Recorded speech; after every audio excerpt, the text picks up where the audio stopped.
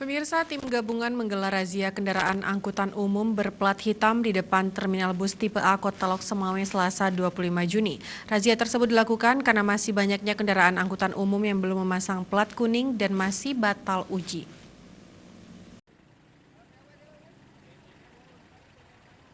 Razia yang dilakukan oleh tim gabungan polisi militer, Dinas Perhubungan, Polres Lok Semawe dan juga Jasara Harja sesuai dengan surat perintah dari Kementerian Perhubungan. Satu persatu kendaraan yang melintas di jalan depan Terminal Bus Lok Semawe langsung diberhentikan oleh petugas. Kemudian diperiksa kelengkapan surat-surat dan plat kendaraan. Kegiatan yang dilakukan sejak 5 hari terakhir ini berhasil menjaring sekitar 128 kendaraan yang batal uji. Sementara hari kelima dilakukan razia, terjaring sebanyak 41 kendaraan. Selain banyak ditemukan kendaraan angkutan umum yang masih berplat hitam, petugas juga banyak menemukan kendaraan angkutan sewa yang masih batal uji. Akibatnya kendaraan yang tidak memenuhi standar langsung ditilang di tempat. Kepala Bidang Lalu Lintas Dinas Perhubungan Kota Lok Semawe, Asabul Jamil mengatakan, sasaran utama dari razia ini yakni kendaraan angkutan umum yang masih berplat hitam dan belum digantikan menjadi plat kuning.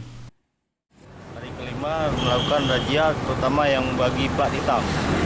Plat hitam angkut sewa, cuman pada saat di razia bukan cuma plat hitam, jadi plat kuning maupun angkutan sewa, angkutan barang itu banyak yang kita temukan batal uji.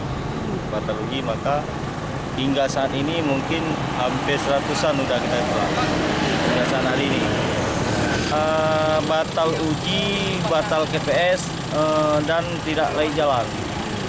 Jadi tidak layak jalan itu termasuk batal uji, rata-rata batal uji.